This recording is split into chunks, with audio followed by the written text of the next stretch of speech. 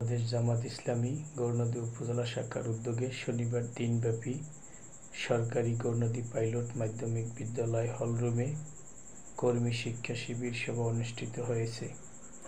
গৌরনদী উপজেলা শাখার আমির মাওলানা মোহাম্মদ আল-আমিনের সভাপতিত্বে অনুষ্ঠিত কর্মী শিক্ষা শিবির সভায় জামাত কর্মীদের কাঙ্ক্ষিত মান উন্নয়ন নিয়ে আলোচনা করেন উক্ত সভার প্রধান অতিথি কেন্দ্রীয় মজলিসে শুরার সদস্য ও বরিশাল অঞ্চল টিম সদস্য জনাব এ.কে.এম. ফখরুদ্দীন খান রাজি।